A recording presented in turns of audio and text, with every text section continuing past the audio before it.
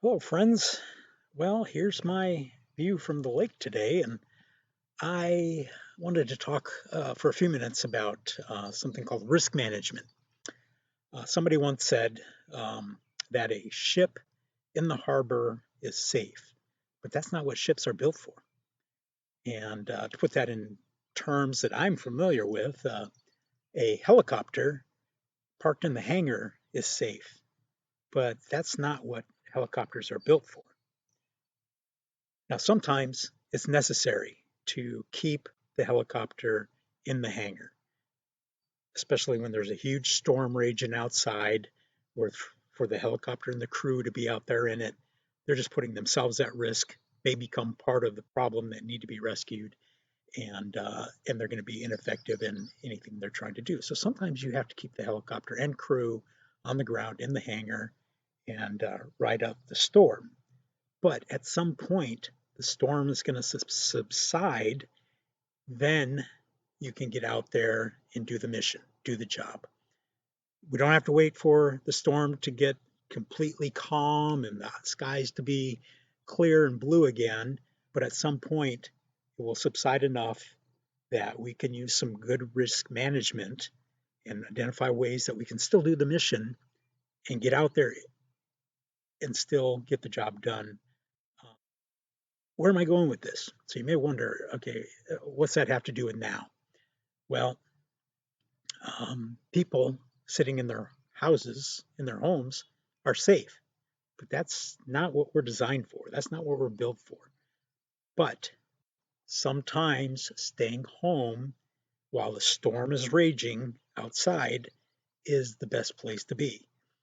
In this case, we're talking about a microorganism being the storm, which makes it really hard to stay home and wait for the storm to pass because we can't see the storm. We're waiting for experts to tell us that there is a storm and where the storm is and when the storm has subsided enough.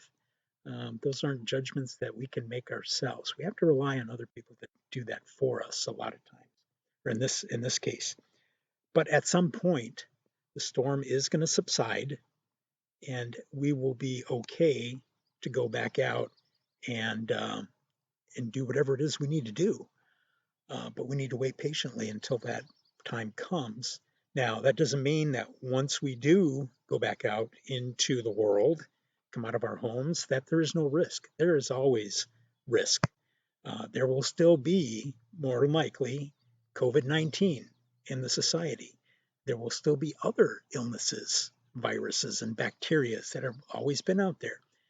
So there's always going to be risk, but we can employ good risk management by doing some of the things that we've been taught to do, emphasize things that have been emphasized, washing our hands, um, not, you know, shaking hands, maybe not even touching people or touching things, not touching our faces, and maybe if you are sick, wearing a mask to keep from spreading that to other people if you think you're coming down with something. So there are things that we can help to reduce and bring the risks down to us, but we're never going to be 100% risk free. The only way to do that is to stay home and never leave your house. But even that comes with other risks and other problems. So that's not a long term solution either. So I remember as a young Coast Guard pilot, I was ready to go. I wasn't afraid.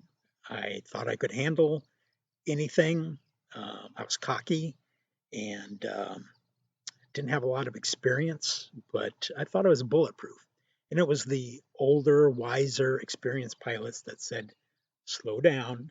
We have to wait for this storm to pass and subside, and then you'll have your opportunity. And it'll still be plenty challenging, believe me, but we had to wait. And eventually in my career, I became that older, wiser pilot, having to hold the young co pilots and the young whippersnappers back and say, wait, you will get your chance and we'll have an opportunity uh, to go out and still get our job done. But we have to be patient and wait for that. Um, so that's kind of where we're at right now. The way I see it, that's my view from the lake right now is we're in that waiting for the storm to subside, and it's going to subside at some point. And we have to be ready to get out there and go back to work, go help people, whatever needs to be done to take those risks. So let me share with you a few words of encouragement today before we leave here. This comes from the book of Hebrews in chapter 10, starting at verse 19. And it says, "Therefore, brothers, since we have confidence to enter the most holy place by the blood of Jesus, by a new and living way opened for us through the curtain, that is, his body, and since we have a great priest over the house of God, let us draw near to God with a sincere heart in full assurance of faith, having our hearts sprinkled to cleanse us from a guilty conscience, and having our bodies washed with pure water. Let us hold unswervingly to the hope we profess, for he who promised is faithful. And let us consider how we may spur one another toward love and good deeds. Let us not give up meeting together, unless it's meeting via Zoom, which we're doing right now, as some are in the habit of doing. But let us encourage one another all the more as you see that day approaching." So hopefully you'll be encouraged by that. Please be patient. Our time will come. Um, we just have to wait for it and be ready when it does come. And just be aware that there's still going to be risks out there. There's still going to be plenty of risks. But we got to do what we can to manage and mitigate those risks when the times come. Okay. Well, that is my view from the lake today. And you all have a good day. Semper Paratus.